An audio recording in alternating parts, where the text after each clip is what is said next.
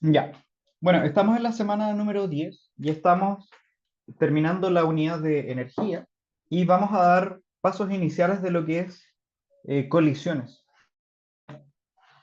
Así vamos a abordar en principio unos dos problemas de trabajo y energía y el resto vamos a ver qué es lo que nos sale aquí con el tema de las colisiones. ¿Ok? Bueno, primero vamos a hacer este problema que les voy a presentar ahora.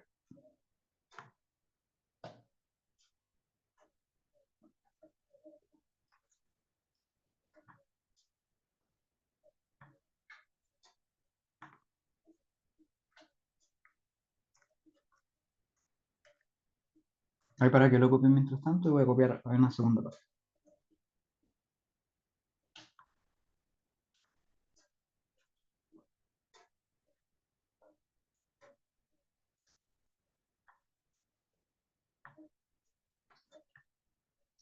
Ustedes me dicen cuándo o no sé si le bajo el tamaño. ¿Estará bien por ahí?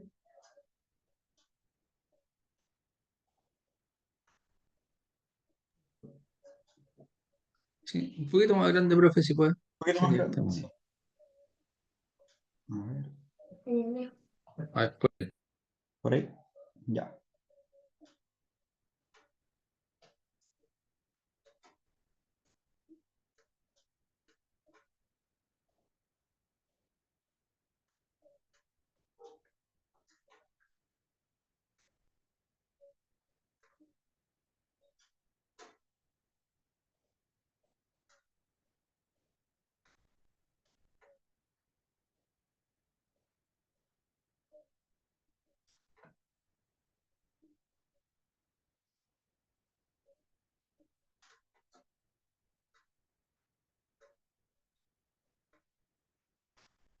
Ustedes me dicen.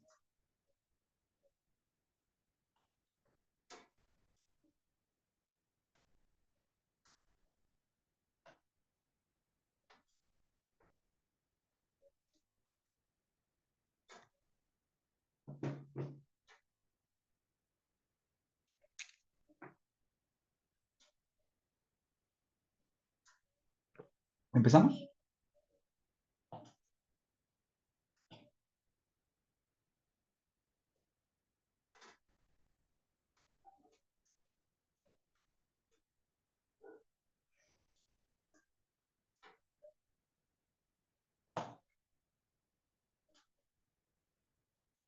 Ya, yo creo que voy a empezar, sí. Si no, nos vamos a ir enchufando aquí en el camino. Es un problema largo, como pueden ver, ya, y hay varias cosas que son interesantes de abordar. Así que primero le voy a hacer un zoom a esto. Ya, dice, sobre un bloque de masa m, inicialmente en reposo en el punto a una altura h del suelo, se aplica una fuerza variable F hasta alcanzar el punto B y cuya magnitud, en función de la distancia entre A y B, se muestra en la siguiente figura. Ya fíjense que entre los puntos A y B, que es entre los 0 y 8 metros, por decir así, digamos que este es el punto A, este aquí sería el punto A y este de acá sería el punto B. Ya hay una fuerza que no es constante, ya es una fuerza que parte desde cero, llega a la mitad del trayecto y alcanza un valor máximo que es F0 y luego empieza a disminuir gradualmente hasta llegar a cero nuevamente. Ya como verán es una función simétrica. Ya, esto es la fuerza acá. Entonces el punto A hasta el punto B, que es este, en esta parte que está en alto, ya se aplica esta fuerza. Luego, en el momento en que la partícula alcanza el punto B, la fuerza F deja de actuar y el bloque baja por una pendiente hasta llegar al nivel del piso. A continuación, entra una zona horizontal rugosa con coeficiente de Rosse-Mu y cuya longitud es D para salir de ella y encontrarse con un resorte ideal de constante rigidez K.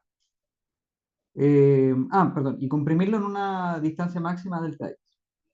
¿Ya? Entonces lo que pasa es, en este primer tramo de arriba, ya A y B, actúa la fuerza variable. Cuando llega a B, si se fijan, deja de actuar la fuerza y se suelta esto y empieza a caer con una cierta velocidad. ¿Ya? Cae por aquí, en esta zona no hay roce hasta que llega a esta parte rugosa. Acá, según el enunciado, nos dice que esto es una distancia D, ¿cierto? Esta es la zona rugosa. Y luego que sale de esta zona rugosa, comprime un resorte y la compresión que alcanza el resorte es delta X. Delta X.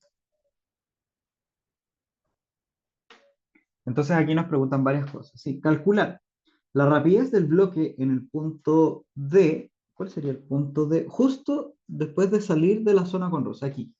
Entonces este de acá es punto D. V, la rapidez del bloque en el punto C justo antes de ingresar a la zona con rosa. Entonces el otro puntito es este,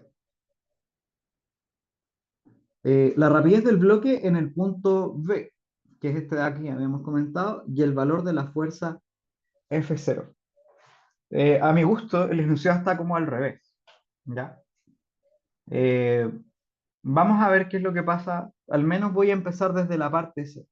Este para mí va a ser A, B y C. Y es un poco cómo abordamos estas cosas. ¿Ya?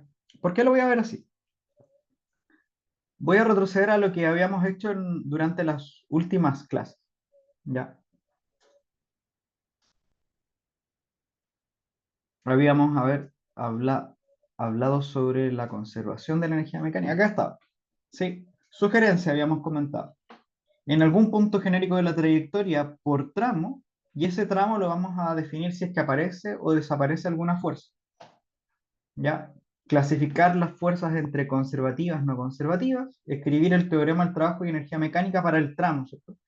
Fuerzas no conservativas es la variación de la energía mecánica. Entonces, en esta idea yo me voy a quedar un poco, ¿ya? Porque resulta que en el problema que estamos revisando, hay varias fuerzas que están apareciendo y desapareciendo. Por ejemplo, en el tramo AB, que es el tramo que está acá arriba, está actuando una fuerza que es variable, ¿ya? La fuerza F.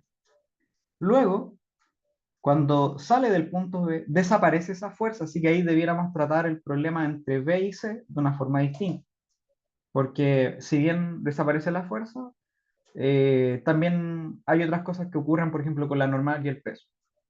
Pero luego, cuando entra al tramo CAD, aparece de nuevo otra fuerza, que es la fuerza de Ross, que en B desaparece. Entonces, por eso la sugerencia es que vamos a hacer esto por tramo y desde el inicio. ¿Ya? Seguramente al principio nos va a quedar todo esto en términos de F0. ¿Ya? Y por eso al final vamos a ver si podemos calcular. ¿Ya?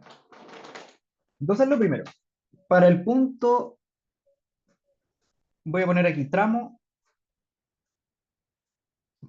AB. ¿Qué es lo que pasa en el tramo AB? Veamos las fuerzas que están actuando. Hagamos el diagrama. Cuéntenme, en este tramo AB, ¿cuáles son las fuerzas que están actuando? Acá arriba, ¿no? En esta parte. ¿Cuáles son las fuerzas que están actuando sobre la masa?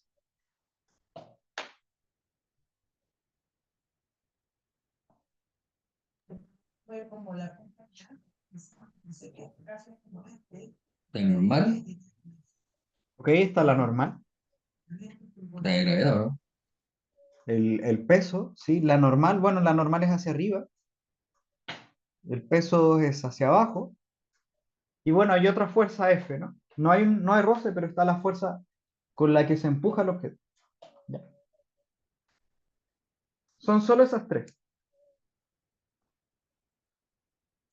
Así que resulta que lo que hacíamos después en este diagrama de cuerpo libre era clasificar las fuerzas, ¿cierto? La normal, fuerza no conservativa, F es una fuerza no conservativa y el peso es una fuerza conservativa, ¿ya?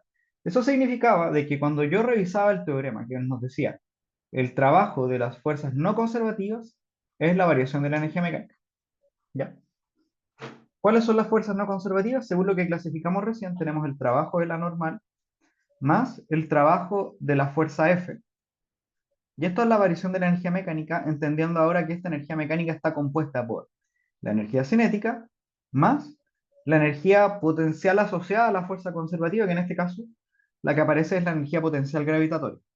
¿Sí? O sea que la expresión de la energía mecánica para este tramo es un medio mv al cuadrado más mg por h.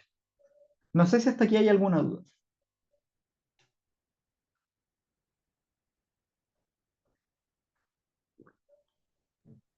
Igualmente. Ya. Y ahora, de estas fuerzas tenemos la fuerza normal y la fuerza F. Así que lo que pasaba con estas fuerzas no conservativas, digo, era que teníamos que calcular a fuerza bruta cada una de estos trabajos, cada uno de los trabajos de las fuerzas no conservativas. ¿Hay alguno que nos era fácil de calcular? ¿Algo que recuerden?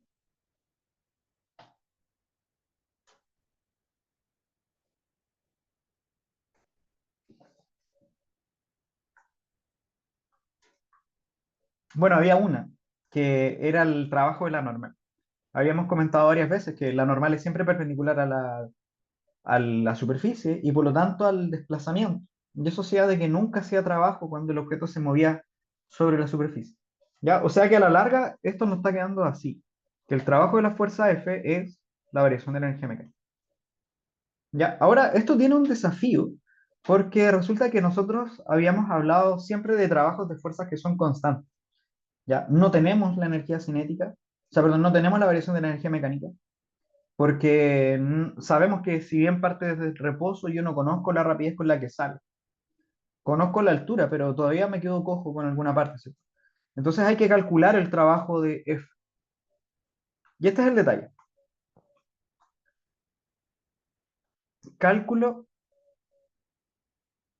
del trabajo para fuerzas variables.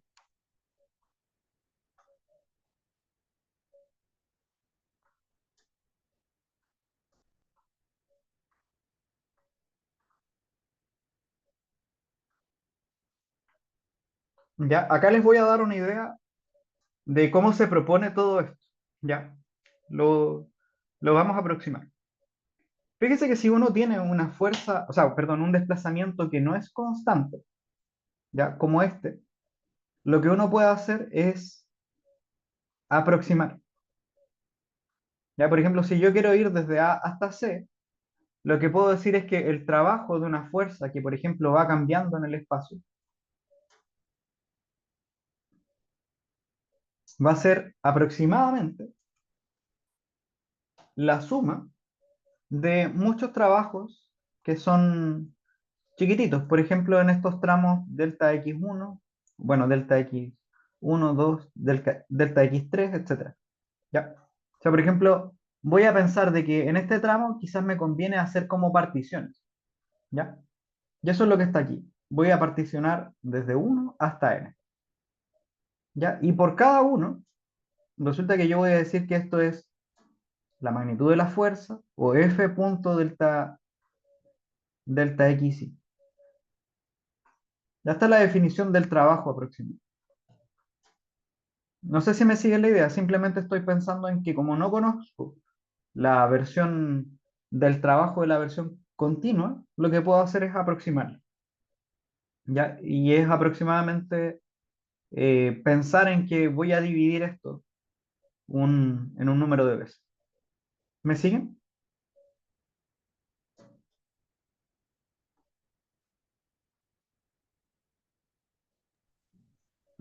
Sí, profe.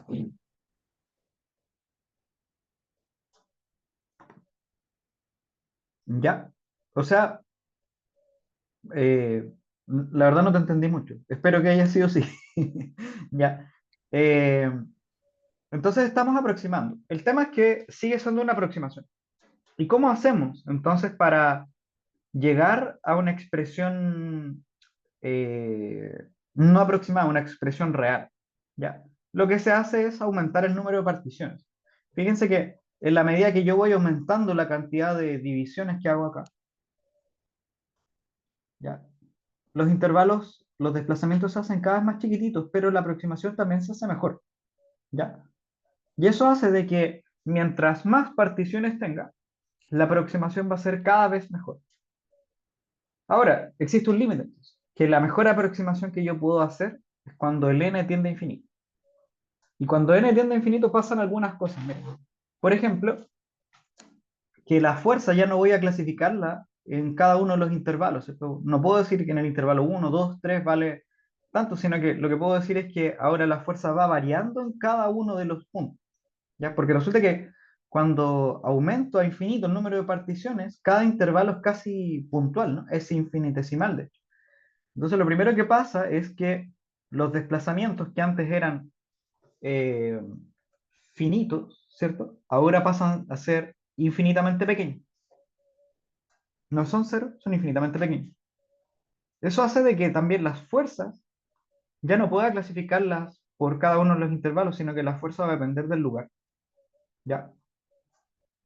Y por último, la sumatoria, que antes era una sumatoria discreta, ¿cierto? 1, 2, 3, ahora va a pasar a ser una sumatoria continua, que es la integral. O sea que esta expresión que nosotros estamos contando se va a transformar en esto, que el trabajo de esta fuerza va a ser, fíjense, la suma la vamos a convertir en una integral. ¿De qué cosa? La fuerza punto el desplazamiento.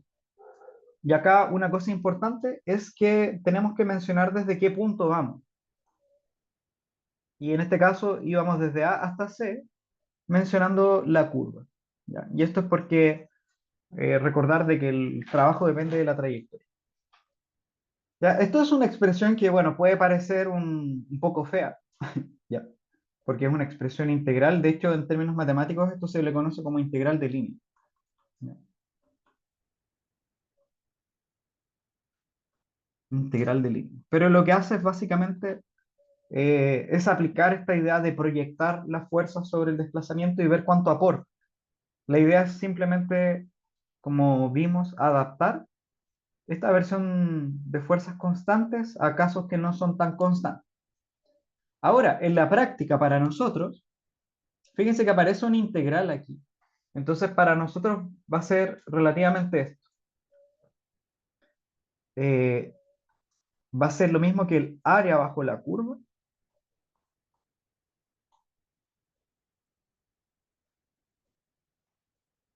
en un gráfico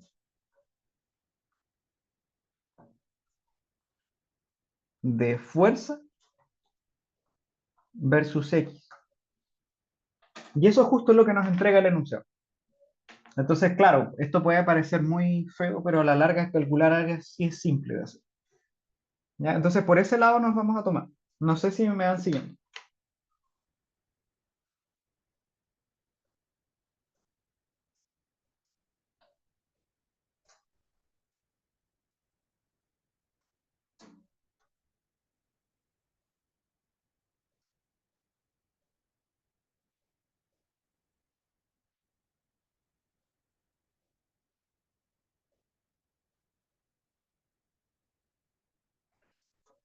¿Me siguen?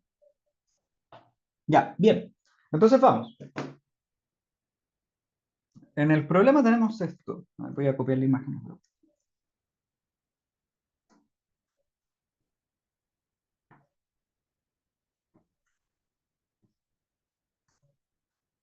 Tenemos eso. Fíjense que justo el gráfico que estamos mencionando, ¿no?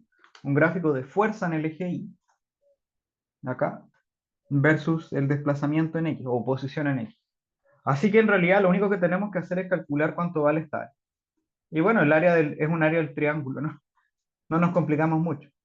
Entonces el trabajo para este caso sería, bueno, más el área,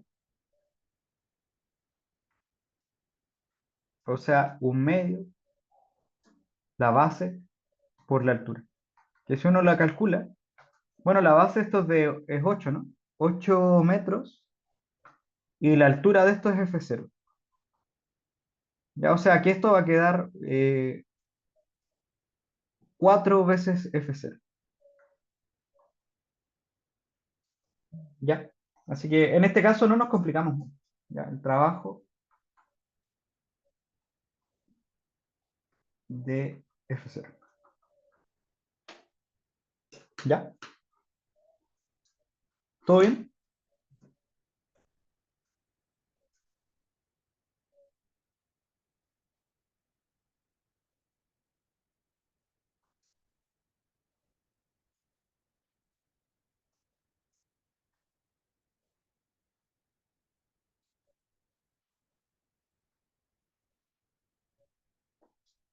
¿Todo bien, chicos?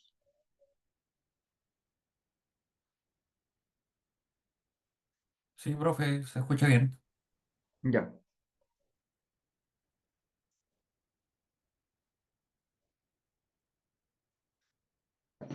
Bueno, entonces lo que acabamos de calcular con este gráfico es el trabajo realizado por la fuerza F en el tramo AB. ¿Sí? Entonces, volviendo al teorema, ¿qué tenemos? Habíamos dicho, el trabajo de la fuerza F era la variación de la energía mecánica. Y lo que acabamos de calcular es que esto vale 4 veces F0. ¿Ya? Y esto es la energía mecánica en el punto B menos la energía mecánica en el punto A. Resulta que si veo la expresión de la energía mecánica, habíamos dicho que era solo cinética más la energía potencial gravitatoria. Que si yo, por ejemplo, la evalúo en el punto A, si yo voy al enunciado, permiso, voy a ir hacia atrás. Si yo voy al enunciado, acá nos dice de que está inicialmente en reposo en el punto A. ¿Ya? O sea, no tiene energía cinética aquí en el punto A, pero tiene una altura h. Y en el punto B, bueno, vamos a ver qué pasa.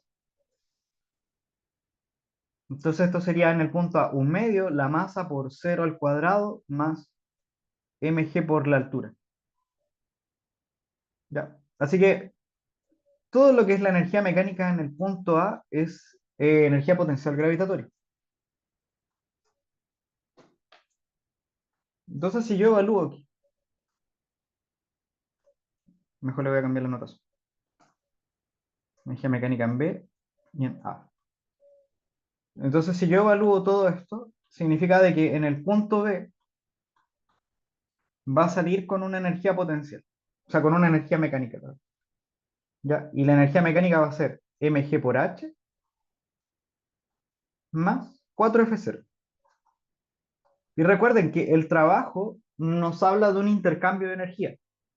O sea que partió sin energía cinética, la verdad está solamente a altura, ¿ya? Y lo que ganó de energía mecánica se lo traspasó la fuerza F.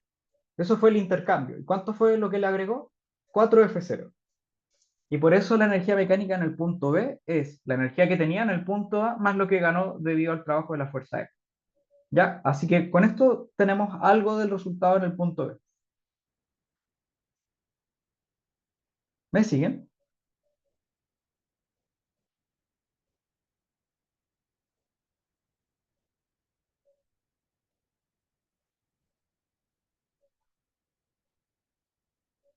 ¿Me van entendiendo?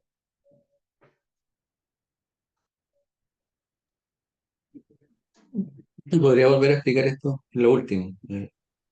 Claro. Recuerda que en el punto A solamente tenía energía potencial gravitatoria, ¿no? Y lo que habíamos mencionado es que el trabajo, esto de acá, lo que calculamos, es una medida de cuánta energía le está entregando al sistema, ¿ya? Y lo que le entregó fue 4F0. Entonces podemos verlo así. Partió con mg por h, pero resulta que en ese tramo la fuerza F le transfirió al sistema 4F0 de energía mecánica. Por lo tanto, ¿con cuánto sale en el punto D? Bueno, con lo que tenía originalmente, el mg por h, más lo que le agregó la fuerza F, que fue lo que calculamos recién. ¿Sí? Qué claro, profe. Qué claro. Bien. Ahora, si yo quiero, bueno, tengo dudas acá con respecto a cuánto vale F0 todavía, ¿no? Pero yo lo que sé es que si voy a pensar en la energía mecánica en el punto B, ahora va a tener energía cinética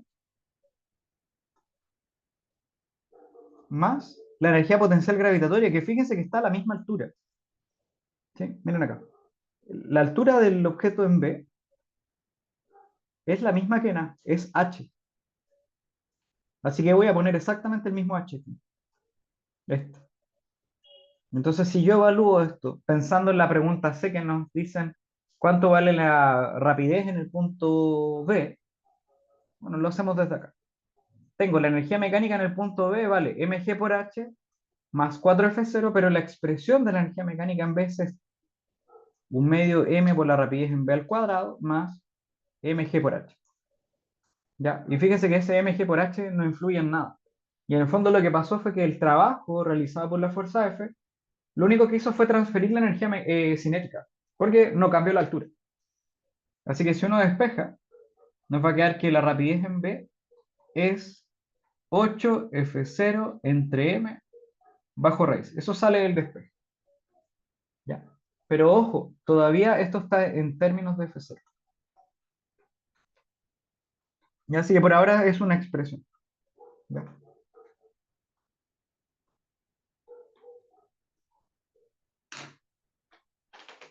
¿Hay alguna duda hasta acá?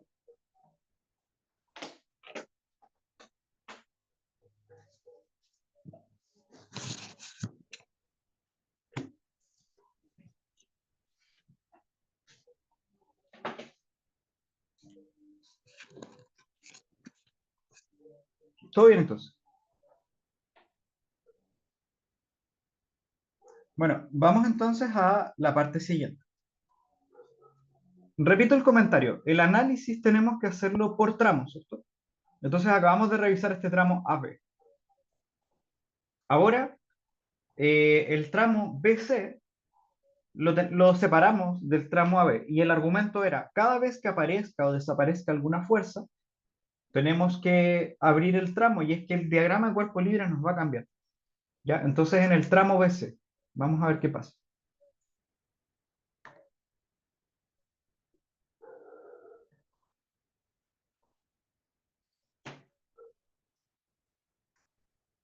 Entonces, tramo BC. Si yo reviso el tramo BC, miren el diagrama, ahora ya no está la fuerza F, no está el roce todavía, porque eso es en la parte C, y por lo tanto lo único que tenemos es la normal y el peso. ¿Ya? Así que si uno hace el diagrama de cuerpo libre genérico, queda la normal y el peso. A grandes rasgos, a priori, ¿qué es lo que pasaba con la energía mecánica en estas partes? Cuando no habían más fuerzas que estas.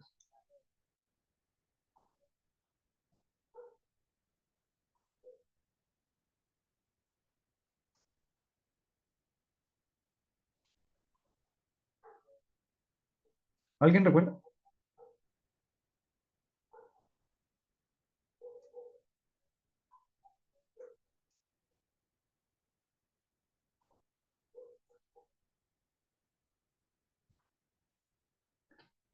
Bueno, lo que pasaba era esto, que si uno revisaba el teorema, teníamos trabajo de las fuerzas no conservativas es la variación de la energía mecánica. Y resulta que la única fuerza no conservativa en este caso es la normal. Así que lo que pasa es que o sea, como la única fuerza es la normal, y como habíamos argumentado antes, la normal no hace trabajo, entonces esto hace de que la variación de la energía mecánica es cero, y por lo tanto la energía mecánica en este tramo es constante. ¿Ya? Eso siempre pasa en estas partes en donde solo está la normal y el peso. ¿Y cuánto vale la energía mecánica? Bueno, ya sabemos cuánto vale, porque es la misma energía mecánica con la que partió en B, que era perdón, mg por h, más el 4F0 que le agregó la fuerza. No sé si hasta aquí vamos bien.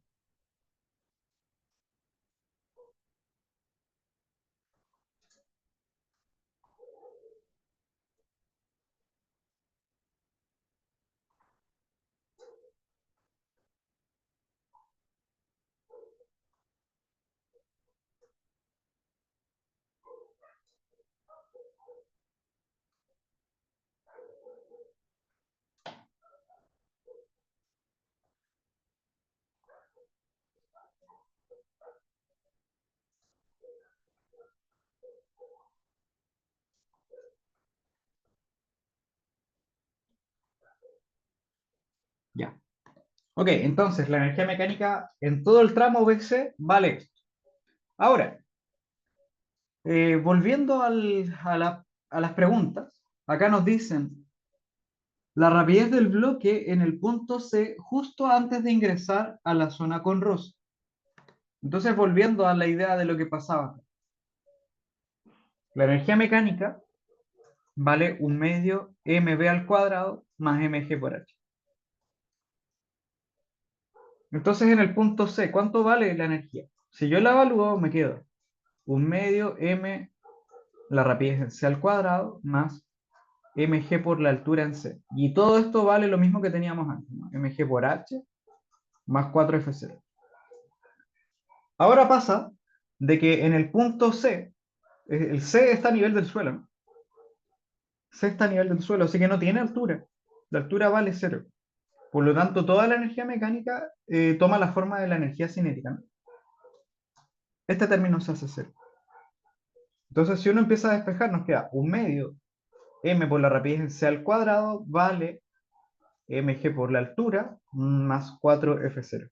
Así que haciendo el mismo despeje, nos va a quedar que la rapidez en c es 2g por h más 8f0 entre m bajo raíz. ¿Ya? Eso sale del despeje de multiplicar por 2 toda la ecuación, dividir por la masa, ¿ya? Y llegamos a ese resultado. Nuevamente, esto está en términos de C, o sea, de F0. Aquí nos aprovechamos de que la energía mecánica es constante. ¿Todo bien hasta acá?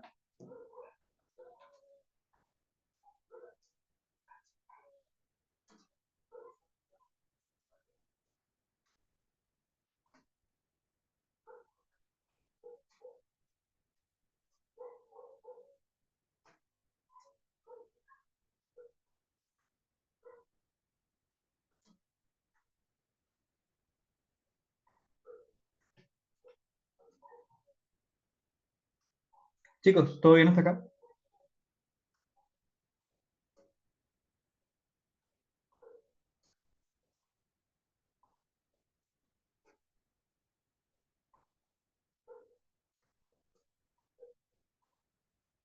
Bueno, vamos entonces.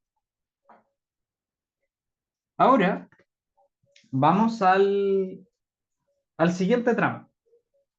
Porque resulta que en el tramo, en el punto C, según el enunciado, nos aparece el roce. Así que hay que ver qué es lo que pasa. Como aparece una fuerza nueva, hay que hacer otro tramo. ¿Ya?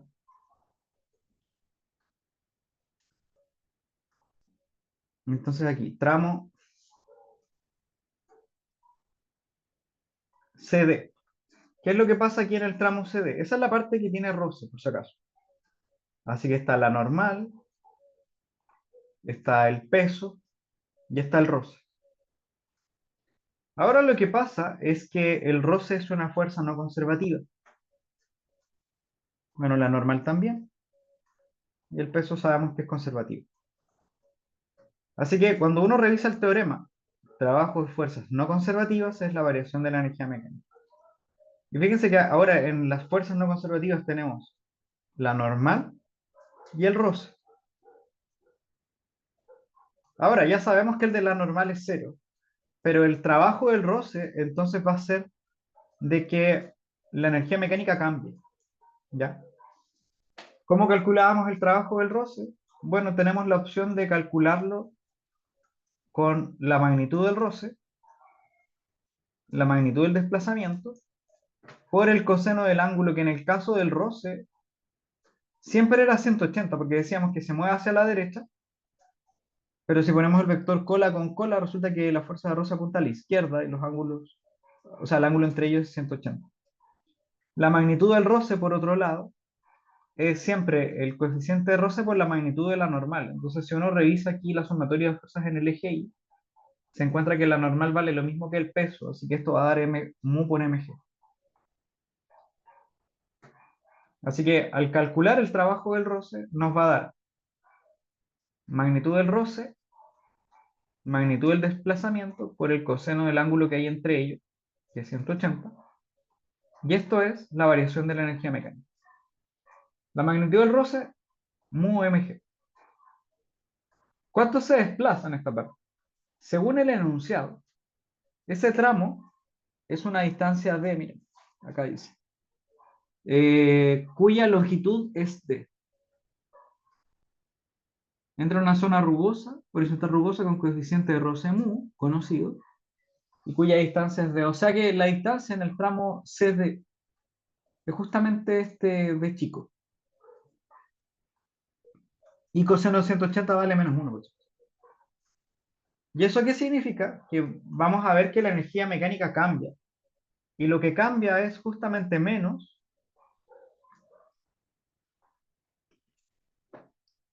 mu por mg por d.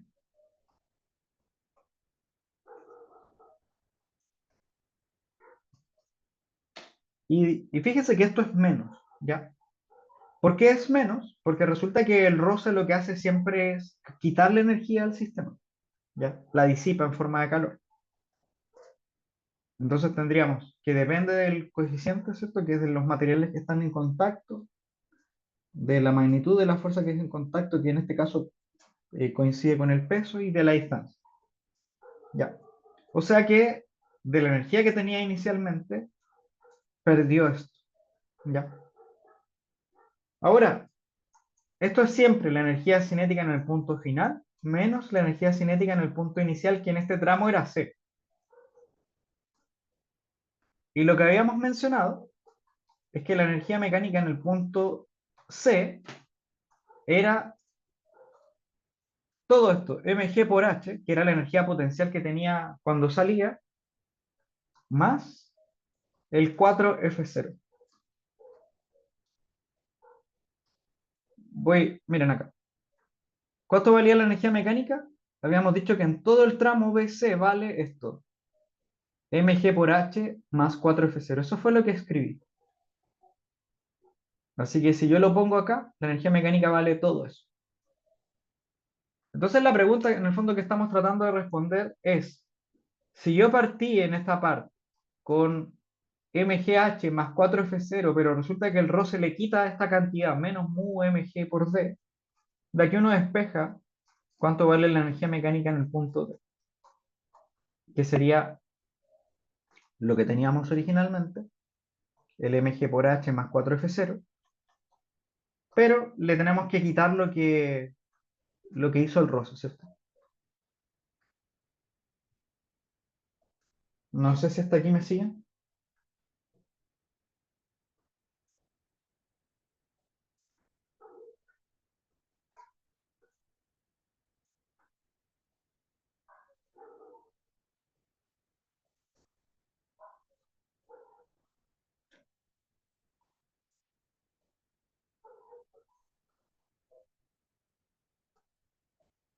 Ya.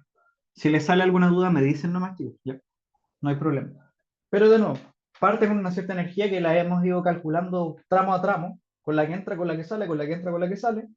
En este caso, con la que salió del tramo C era este mg por h más 4F0, pero vimos que el roce le quitó esta energía que era menos mu mg por d. ¿Ya? Ahora, ¿por qué lo hago así? Porque resulta que la pregunta en realidad que estamos tratando de responder es la rapidez del bloque en el punto de justo después de salir de la zona con roce. Y ahí estamos, ¿no?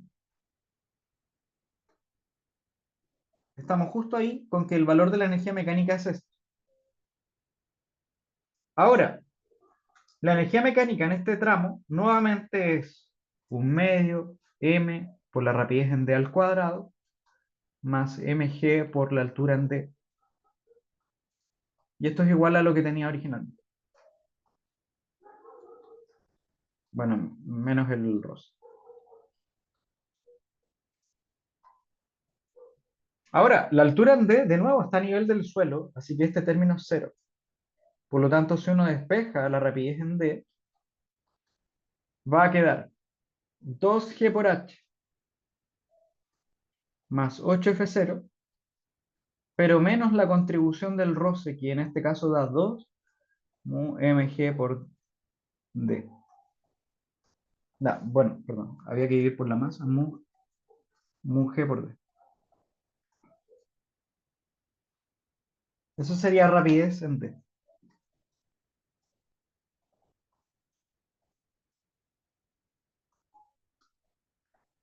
Ya. No sé si lo notan, pero todo el rato hemos ido revisando esto por tramos, ¿cierto? Vemos si aparece una o desaparece alguna fuerza, lo separamos bien y lo analizamos con calma. Eso es lo que hemos estado revisando, ¿ya? Todo el rato estamos haciendo lo mismo. Pero el tramo siguiente depende del anterior. Y así hemos estado avanzando, ¿no? No sé si tienen alguna duda hasta este punto.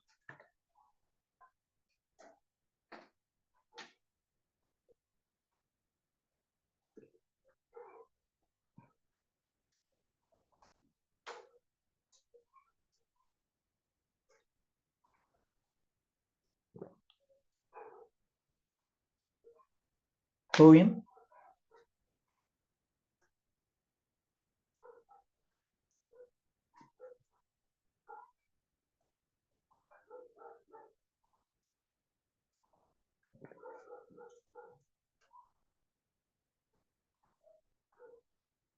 Bueno, ahora vamos a lo último. Ya, gracias, Luis. Vamos a lo último. Fíjense que el orden en que empezamos a resolver esto fue justamente así. CBA, ¿no?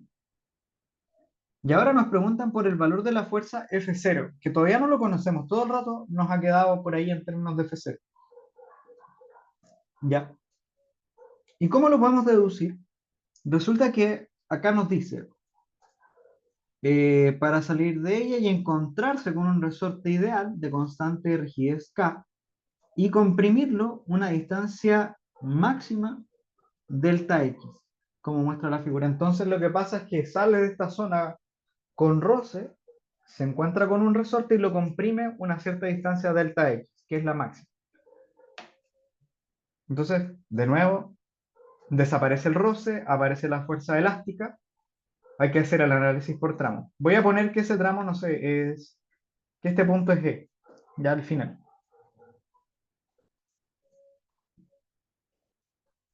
Entonces nos quedaría tramo DE. Si hacemos el diagrama de cuerpo libre, resulta que nos va a aparecer en esta parte. Bueno, la normal, el peso, y bueno, el resorte está comprimiéndose, así que va a generar una fuerza elástica hacia la izquierda. Ya. Ahora, ¿cuál es el tema aquí? Que la normal es una fuerza no conservativa, el peso es una fuerza conservativa, pero la novedad está en que la fuerza elástica también es una fuerza conservativa. Entonces, si hacemos esto, trabajo de las fuerzas no conservativas es la variación de la energía mecánica. Por un lado, tenemos el trabajo de la normal, que ya habíamos dicho que es cero. Pero por otro lado tenemos la variación de la energía mecánica. Ahora la única diferencia está en que la energía mecánica tiene una contribución de la energía cinética, la energía potencial gravitatoria, y como ahora aparece el resorte, aparece la energía potencial elástica. O sea que la expresión de la energía mecánica ahora es un medio mv al cuadrado, más mg por la altura, más la energía potencial elástica, que es un medio k por el estiramiento al cuadrado. Ya. Pero bueno, a la larga lo que termina pasando es que el trabajo de la normal, que es la única fuerza no conservativa, es cero, y por lo tanto nuevamente la energía mecánica se conserva.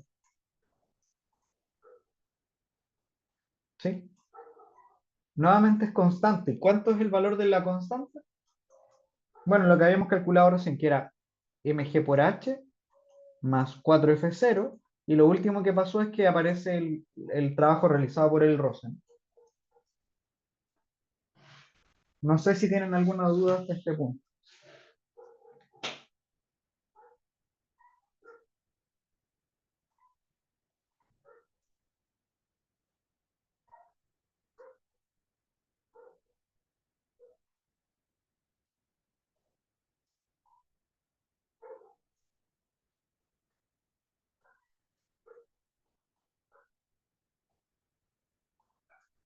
¿Todo bien, chicos?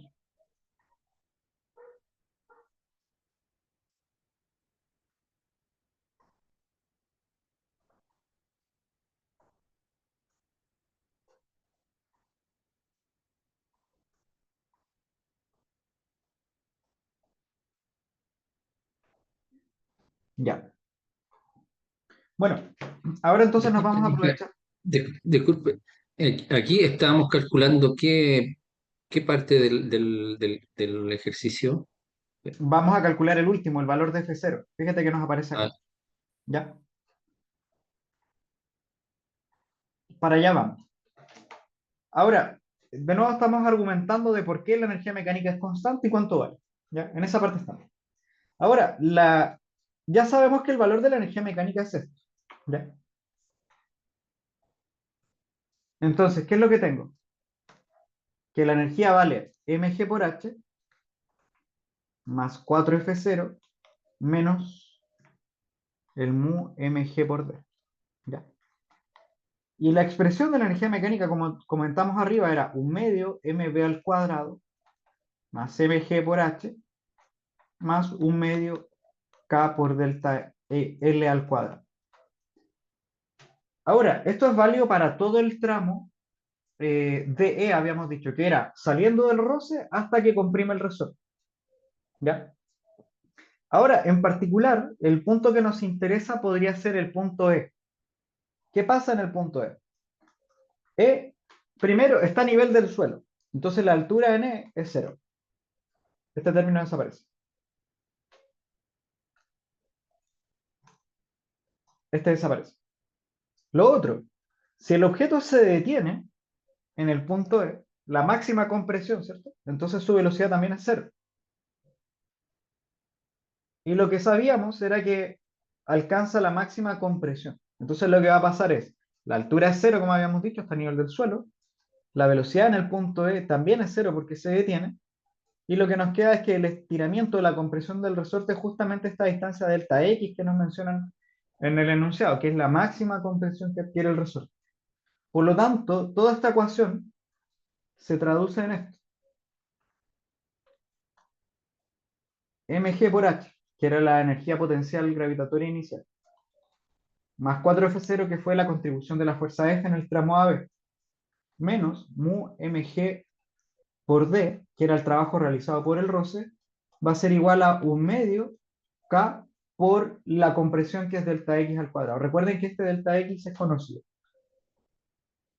Así que fíjense que H es un valor conocido. Esto que está acá lo conocemos. Esto que está acá lo conocemos también. Conocemos la masa, conocemos el coeficiente de roce, G. K es la constante del resorte que es conocida, el estiramiento también. Al final lo único que no conozco es F0. Así que de aquí lo despejamos. Ya. Y bueno, básicamente sería llevar a un lado y dividir por 4. Entonces, si yo despejo F0, nos va a quedar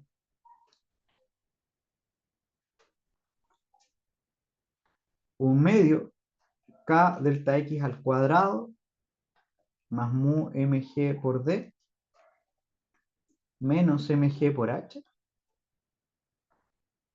Todo esto dividido por 4.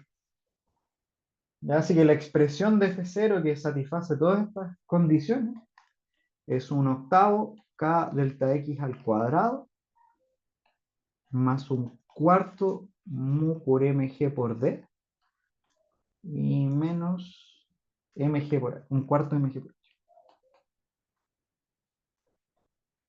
Que eso sería el valor de F0. Y ahora sí ya tendríamos todo el problema resuelto. Ya. Bueno, yo estoy claro de que a priori no tendría como ocurrírsenos que F0 va a salir de acá, ¿cierto? Creo que así como por primera impresión yo no tendría cómo abordarlo si mi destino es calcular F0. Pero yo no sé si lo notaron. No partimos por esta idea, simplemente fuimos trabajando tramo a tramo y ver lo que pasaba en cada una de las zonas a ver si encontrábamos información nueva. Al final lo que terminó pasando es que todas las cosas nos quedaron en términos de F0 y F0 quedó en términos de la última parte, que era donde se conservaba la energía mecánica, donde tenía la contribución o tenía el efecto de todas las cosas que habían pasado antes, ¿cierto?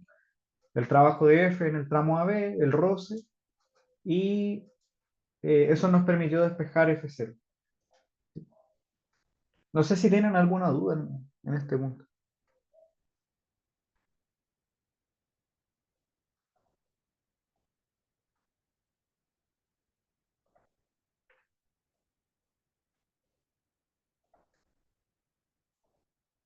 ¿Todo bien?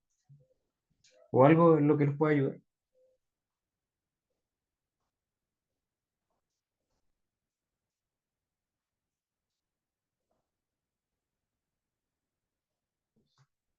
Ya, ok. Bueno, como les decía al principio, bueno, yo creo que no voy a hacer el otro problema de trabajo y energía porque me interesa que empecemos a abordar el tema de las colisiones. Ya vamos a dar una pequeña introducción y vamos a hacer un ejercicio rápido. En la próxima clase tenemos que detallar algunas cosas más de este tema. Ok, así que ahora empezamos con la unidad número 4, colisiones. Ya,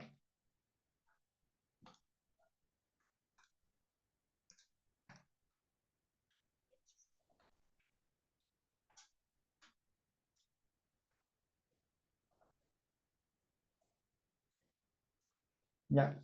Bueno, primero, cuando hablamos de colisiones, vamos a pensar de que son eventos en los que podría o no haber contacto, ¿ya? Pero que están asociados a una cantidad que se llama momentum lineal, ¿ya? El momentum lineal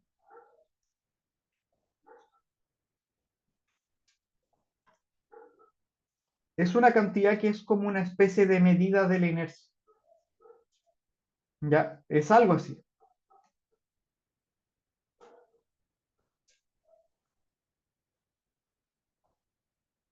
Entonces tiene los factores clave que nos hablan de la inercia. Entonces, si yo, por ejemplo, les pregunto, ¿a qué creen ustedes que podríamos asociar que está ligado a la inercia?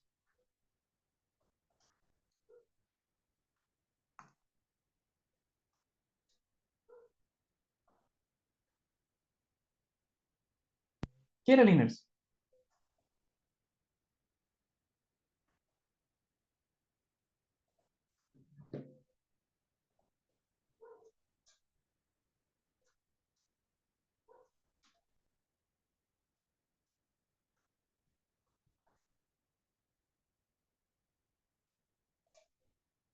Ok, el reposo es un estado en los cuales se describe la inercia, ¿cierto? Pero la verdad, no era el único caso, porque según la primera ley de Newton, y cuando comentamos el principio de inercia, que era el principio de Galileo, ya nosotros habíamos comentado que el principio de inercia es todo cuerpo se mantiene en reposo, en movimiento a velocidad constante, cuando no hay fuerzas que están actuando sobre él, ¿cierto? O que un cuerpo en ausencia de fuerzas va a estar en reposo, se va a mover a velocidad constante. Ya. Y eso de velocidad constante básicamente dependía de que lo miraran, porque el objeto podía estar en reposo con respecto a algún observador, pero podía estar en movimiento con respecto a otro. ¿Ya? Entonces, una de las cosas que sí está involucrada es la velocidad, ¿no? Entonces, porque la inercia, en el fondo, es si un cuerpo se está moviendo con una cierta velocidad, se va a tener o tiene la tendencia a mantener esa velocidad. ¿Ya? Pero, ¿hay alguna otra cantidad que crean ustedes que esté ligada a la inercia?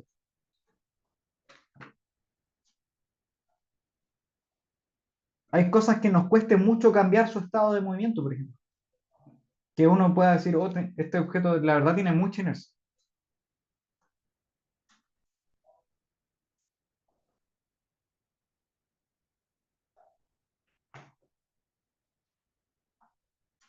¿Se les ocurre alguna? ¿Alguna otra cantidad que uno diga que al parecer como que si tiene esta cantidad nos cuesta más o nos cuesta menos?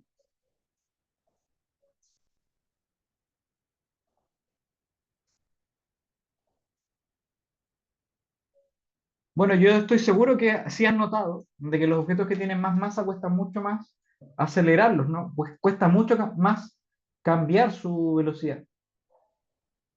Y es que, claro, otra cantidad importante dentro de esto es la masa. ¿Sí? La segunda ley de Newton lo menciona, ¿no? La sumatoria de fuerzas es masa por aceleración. Y eso tiene por consecuencia de que la masa es una medida que tanto nos cuesta cambiar la velocidad, ¿cierto? Porque la aceleración va a ser inversamente proporcional a la masa. Entonces, bueno, dentro de los estudios que aparecen acá, hay una cantidad que se define como momentum lineal que combina estas dos cosas. Combina el factor de la masa, pero también qué tan rápido se mueve. ¿Ya? Así que este es el momentum lineal, que como pueden ver es una cantidad vectorial. ¿Ya? Es una cantidad vectorial, aunque no tiene ninguna unidad de medida muy, creativa, es simplemente kilogramo metro por segundo. ¿Ya? Entonces, por eso esta cantidad, momentum lineal, es como una medida de la inercia. ¿Ya? Combina estos dos factores que son relevantes. Ahora bien, ¿qué es lo que pasa cuando uno habla acerca de las leyes de Newton? En realidad, Newton lo propone así.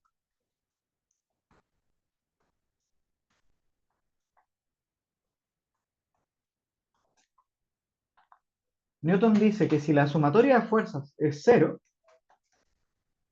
entonces, bueno, esto es equivalente a que en vez de que la velocidad sea constante o se mantiene en reposo, en realidad lo que pasa es que el momentum es constante.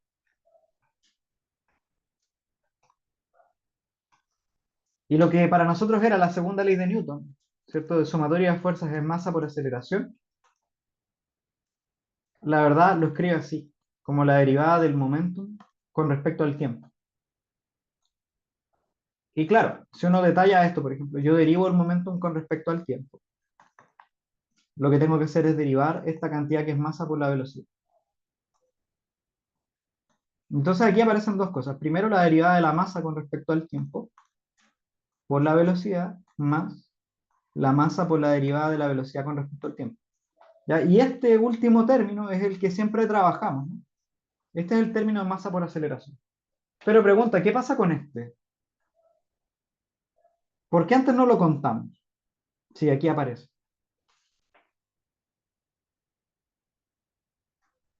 ¿Qué creen ustedes que pasó?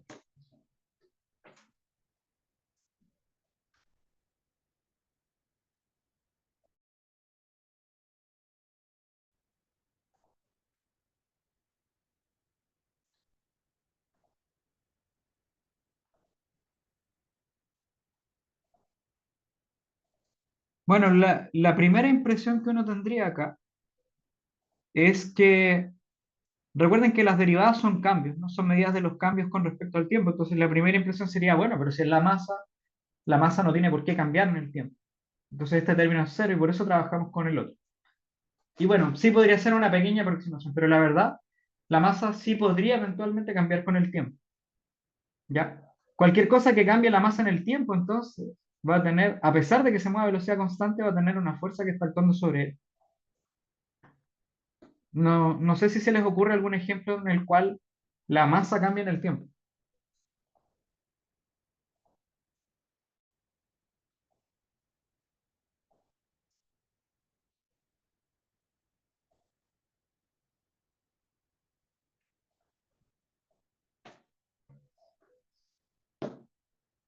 Bueno, yo estoy seguro que han notado de que los vehículos liberan algo, liberan gases, ¿no? ¿Ya? Entonces, si ahí hay liberación de gases, hay pérdida de masa. Y ahí es que, claro, los vehículos, digamos, lo que hacen es quemar combustible. A ver. Un cometa también, sí, bien. Sí, porque los cometas van evaporándose, ¿no? Se van acercando a las zonas con calor y van perdiendo agua. Eso también es una cosa. ¿Ya? Los cohetes también, o sea, los cohetes lo que hacen es quemar combustible y liberan mucha de esa cantidad, ¿ya? De hecho, también dentro de en la medida que van ascendiendo, van desprendiéndose de cosas, ¿no? Entonces ahí también hay otras, hay liberación, hay cambios en la masa y por lo tanto aparecen fuerzas por ahí. ¿Ya? Así que a pesar de que la masa, perdón, a pesar de que el objeto se pueda ir moviendo a velocidad constante, entonces también puede ir sintiendo fuerza. Así que este caso incluye a los dos. Ya, esto es algo bien importante porque en el fondo nos va a dar las bases de qué es lo que pasa en una colisión. ¿Ya? Cuando tenemos sistemas de varias partículas, a ver, vamos a ponerlo aquí. Entonces, en un sistema de varias partículas,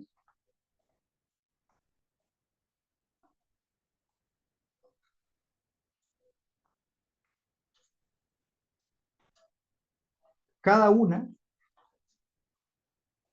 contribuye, ¿cierto? Agrega su momentum al sistema.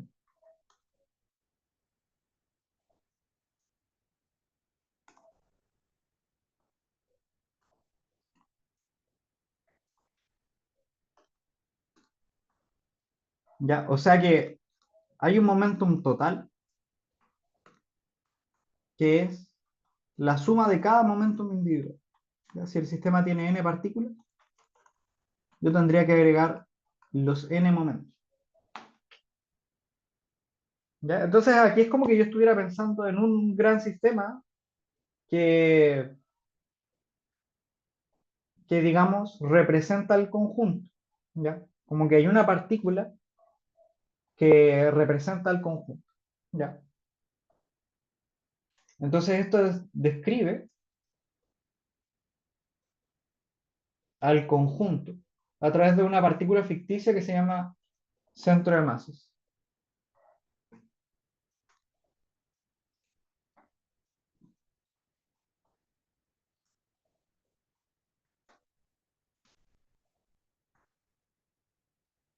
¿Ya? Por ahí vamos. Entonces, como estamos pensando en un conjunto de partículas, como que existiera una partícula que nos ayuda a entender bien el sistema, que se llama el centro de masa, que básicamente, si yo tuviera que agrupar toda la masa del sistema en un único punto, ¿dónde estaría? En el centro de masa. Ahora, ¿por qué nos interesa todo esto? Si el objetivo es estudiar colisiones. ¿Qué pasa en una colisión? Volviendo a las colisiones. Cuando hay una colisión,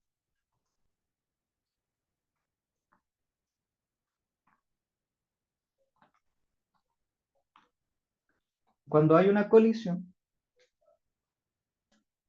se piensa en interacciones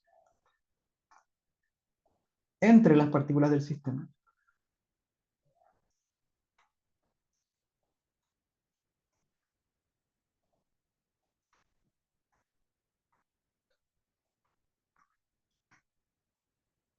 Entre las partículas del sistema y también en un pequeño intervalo de tiempo.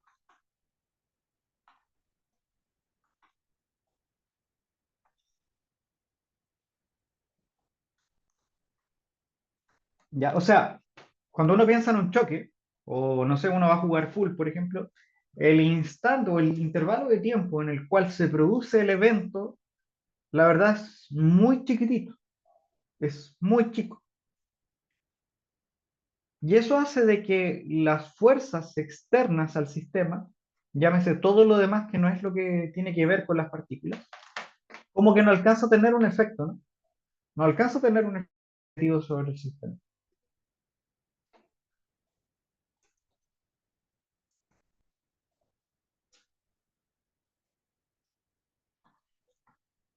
Entonces las fuerzas externas no tienen un efecto significativo.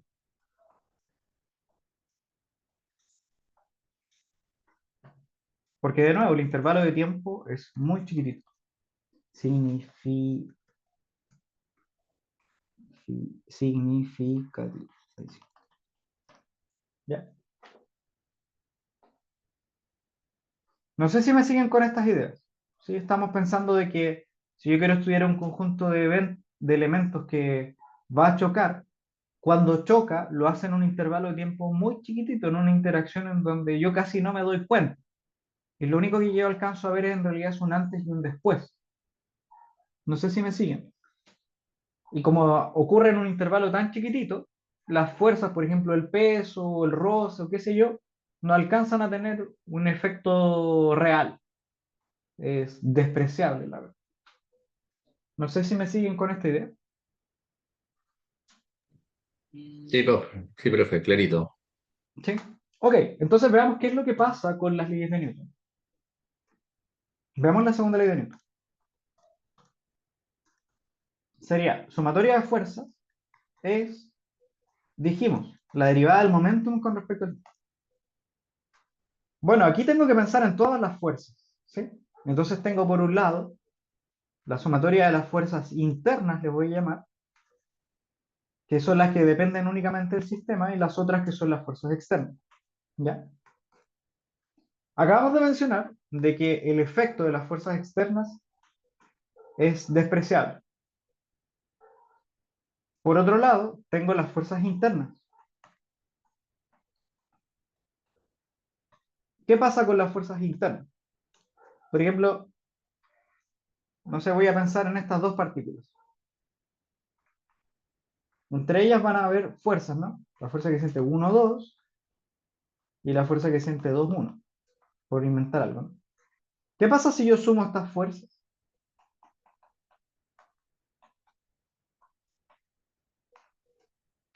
Si yo sumo vectorialmente esas dos, ¿qué es lo que pasa? ¿Cuánto tiene que dar eso?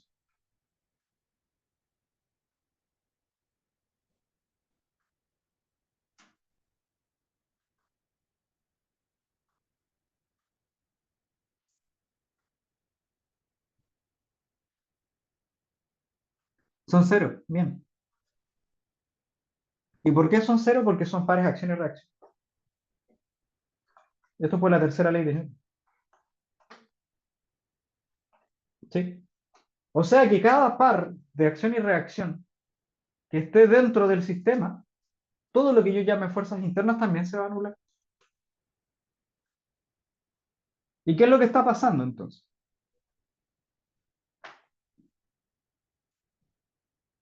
Profe, ¿a qué se refiere con fuerzas internas y externas? Mira, a ver, veamos, voy a hacer un dibujo, a ver si esto nos ayuda.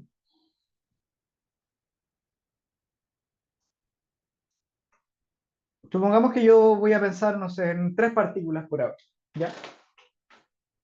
Y entre estas tres pueden chocar, estas componen mi sistema, ¿ya? Pero además de esto, pueden haber otras interacciones por fuera, ¿cierto? La interacción con el peso, por ejemplo, que era con la tierra, con la superficie, etcétera, todo lo que está fuera del sistema. ¿Ya? Entonces, si yo me dedico a estudiar este conjunto de partículas, entre ellas pueden interactuar, ¿ya? Entonces, por ejemplo, esta, como mencionamos, fuerza 1, 2, fuerza 2, 1, por acá estaría la fuerza 1, 3, por acá también estaría la fuerza 3, 1, la fuerza 2, 3 y la fuerza 3, 2. ¿Sí? Si te fijas, son interacciones que puedan aparecer entre las partículas que yo defino que son parte de mi sistema.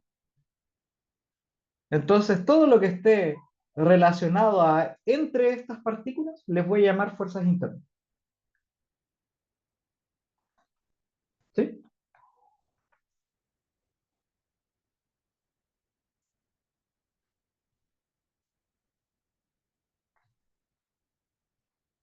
Ok. Entonces, lo que viene por fuera, obviamente lo voy a llamar fuerza externa. ¿Ya? Entonces, lo que estamos comentando es que, como ocurre en un intervalo muy chiquitito, las fuerzas externas no alcanzan a tener un efecto significativo y por eso despreciamos este término. Pero por otro lado, tenemos que, si yo empiezo a agrupar todas las fuerzas internas, siempre existen estos pares acción y reacción. Entonces, por la tercera ley de Newton, estas se anulan. ¿Sí? En eso estamos. No sé si hay alguna otra duda hasta acá.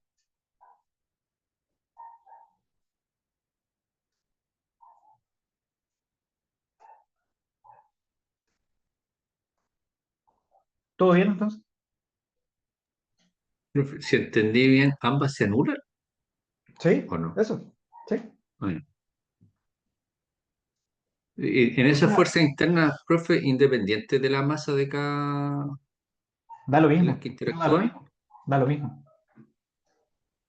Fíjate que la ley me dice, si dos cuerpos interactúan, independiente de cuál sea la forma de la interacción, si es una fuerza de contacto, si es gravitacional, si es electromagnética, no sé, cualquier cosa así, siempre existen pares acción y reacción. Da lo mismo cuál es el origen de la fuerza de eso.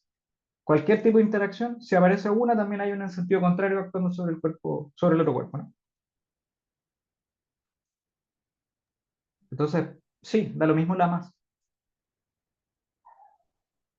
Y bueno, entonces volviendo a esto, fíjese que por el lado izquierdo, y como tú mencionas, este término es cero y este término es cero, o sea que entre los dos suman cero, ¿no?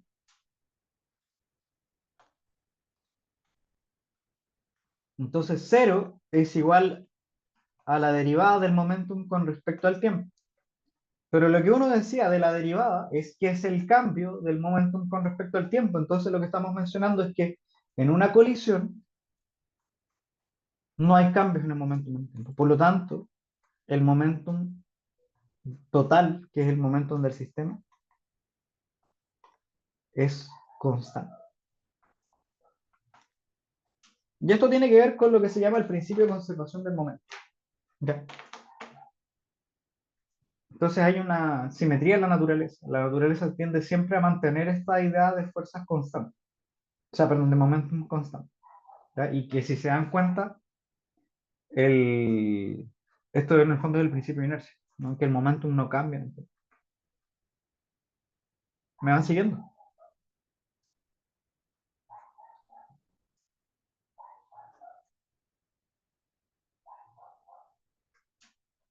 ¿Todo bien?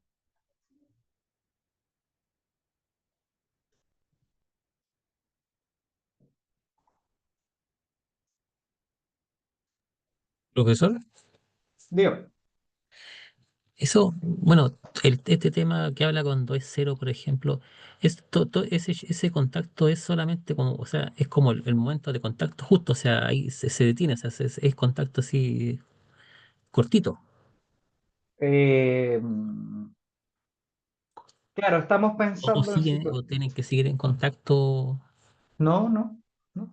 Piensa, no sé, en un choque cualquiera, un choque de vehículos, un choque de bolitas de pool, chocaste con la pared, tiraste una bolita saltarina al piso, en todas esas situaciones donde hay un ligero contacto, ¿cierto? Pero que dura muy poquito hasta... Esto es lo que se cumple, que el momento no es constante. A eso me refiero, cuando dura muy poquitito, Sí, sí. porque Ahora, o si también hay no influiría situaciones, un poco la. sí, también hay situaciones en donde uno podría pensar en intervalos de tiempo más grandes, pero es como en sistemas que son aislados, ¿ya? Por ejemplo, en el espacio esto funciona bien, digamos, ¿ya? Porque no hay muchas fuerzas externas que estén actuando salvo los pesos, la interacción gravitacional. No hay roce viscoso, no hay roce con el aire, etcétera, ¿ya? Entonces, claro, si uno se dedica a estudiar ciertas cosas, el momentum tiende a ser constante, pero el del sistema completo, ¿ya? No individualmente, del sistema completo, ¿sí? Ya, ok. Pero bueno, en la práctica para nosotros son en situaciones donde el intervalo de tiempo es muy chiquitito, ¿ya?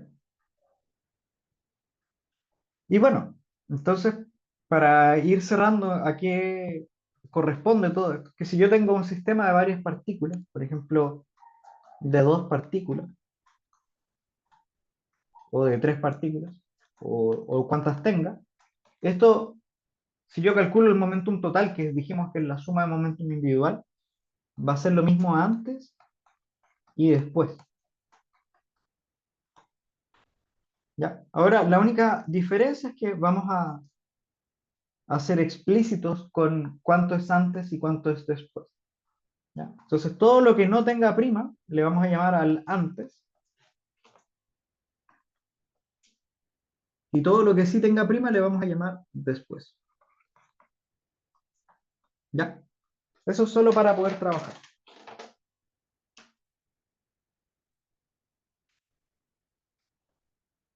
Hagamos un ejemplo cortito de esto. La verdad son cortos los ejemplos, ¿no?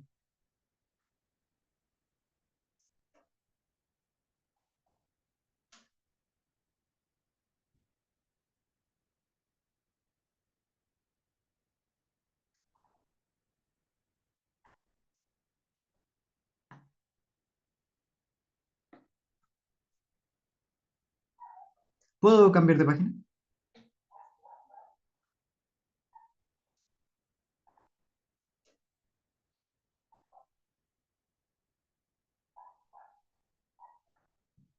Ya. Bueno, vamos a hacer este ejemplo que es rápido, aunque en realidad lo voy a modificar un poquito. Acá le van a poner un choque inelástico, totalmente inelástico.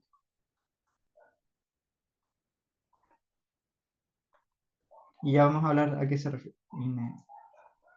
Inelástico.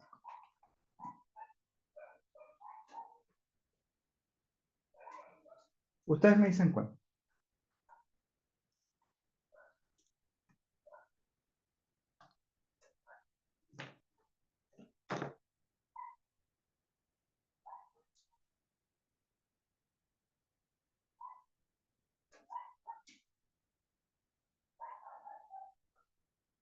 Ya.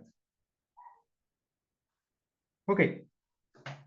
Entonces, bueno, lo que comentamos recién es que, como es una colisión, el momentum total se conserva. Eso significa que el momentum antes de la colisión, en este caso son solo dos partículas, es igual al momentum total después de la colisión. ¿Ya? No nos olvidemos que la expresión del momento es masa por velocidad, lo voy a poner escalar nomás, pero sabemos que esto es en el eje X.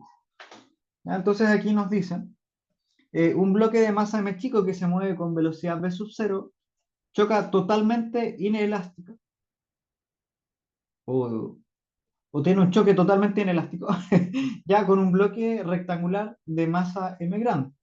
Encuentra los valores de las velocidades de ambos bloques después del choque. Bueno, esto lo vamos a detallar más la próxima clase, pero eh,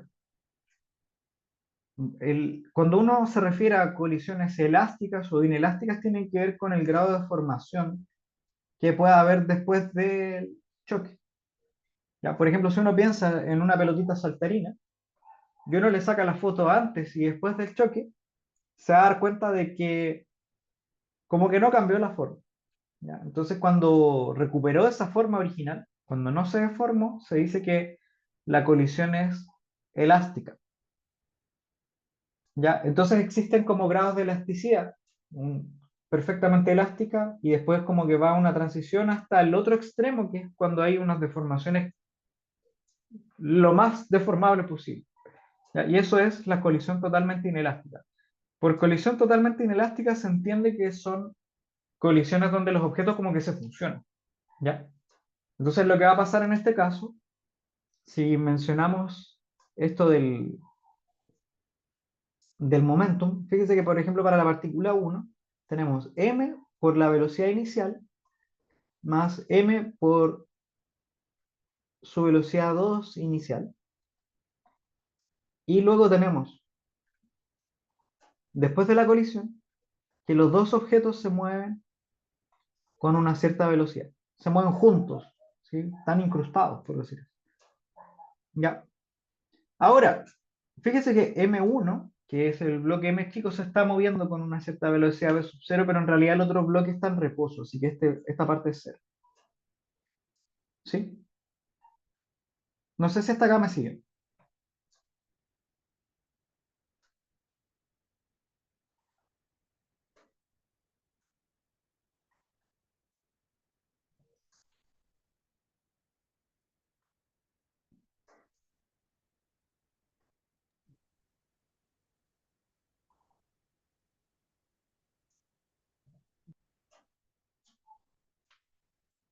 Ok.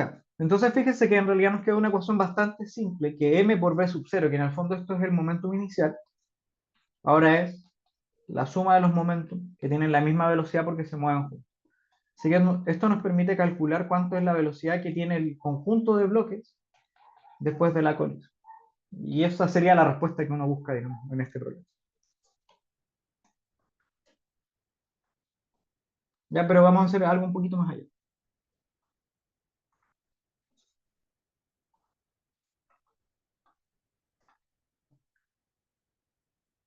Ya. Por ahora calculamos la velocidad después del choque. Ahora, ¿cuál es la gracia de todo esto? Es que, por ejemplo, yo voy a calcular momentum, el cambio del momentum de la partícula 1 sería su momentum final menos su momentum inicial. Por ejemplo, la partícula se mueve con una, o sea, tiene una masa b, ahora se mueve con esta rapidez final, m por b', y el momentum inicial era m por v sub 0. Así que si uno hace la cuenta, acá nos queda m por todo esto, mv0, m más m grande,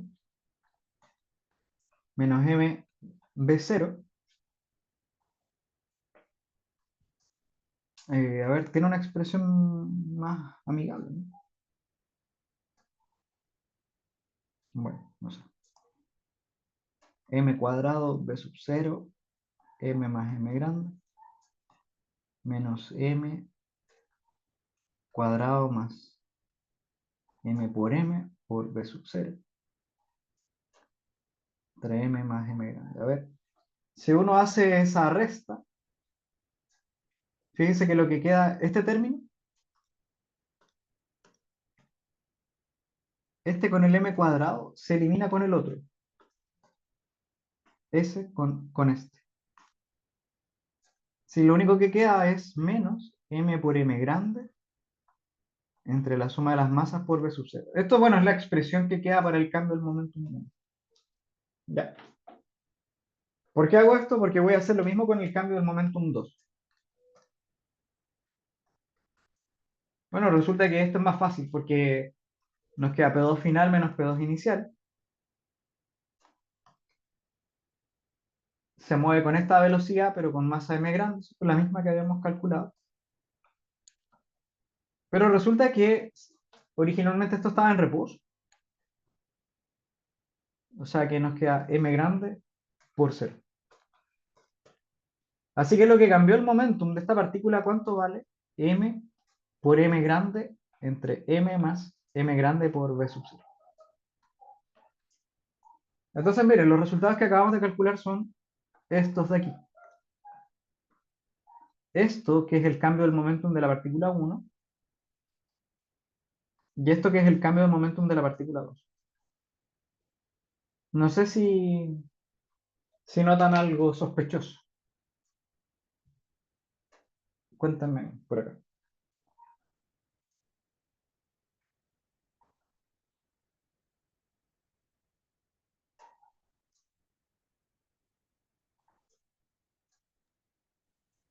Uno y dos dan igual. Ah, uno es muy Sí. negativo, el otro es positivo. Ah, pero uno es negativo. Bien, súper bien. O sea, tiene la misma expresión, ¿cierto? Pero uno es negativo y el otro es positivo. Claro. Entonces, ¿qué es lo que pasó?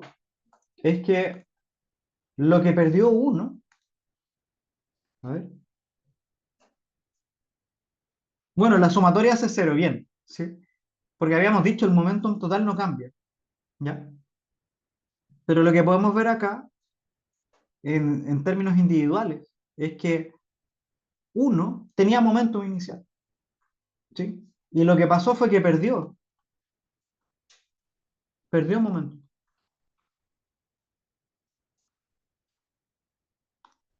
Pero por otro lado, la partícula 2 no tenía momentum inicial, y acá ganó momentum, ¿sí? Entonces lo que pasa con este principio de conservación del momentum es que el momentum se transfiere. Lo que perdió uno fue exactamente lo mismo que ganó dos. No sé si lo ven, ¿sí? Entonces esto nos habla de que hay transferencia exacta de momentum. Y al menos con eso me quería quedar hoy.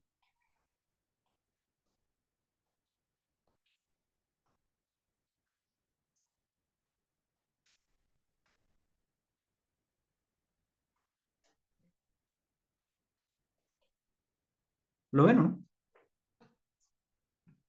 Lo que perdió uno con el menos es exactamente lo mismo que ganó dos.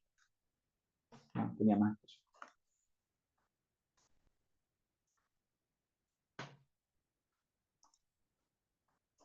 ¿Quedó esto claro, chicos? Y profe, se entiende. Ya. Ok, bueno, no nos da más tiempo. Vamos a entrar con más detalles la próxima semana. Ya, así que solo para recordar, hoy se habilitó la tarea número 3. Ya tienen una semana completa para entregarlo, o sea, tienen plazo hasta el martes a las 23:59. Y lo otro es que dentro de la tarea van a encontrar la rúbrica, si es que a alguno le hizo algo de ruido, digamos, el resto de la actividad. Ahora la rúbrica está publicada. Ya. También con respecto a la tarea, a la revisión de la tarea, hemos tenido ciertas demoras, esto por un tema de pautas más que otra cosa. Así que espero que Felipe pronto se ponga en acción para tener esa parte lista. Ya. Así que eso, yo por lo menos doy por terminada la sesión, a menos que tengan alguna otra duda. Y si no, nos veríamos la próxima semana.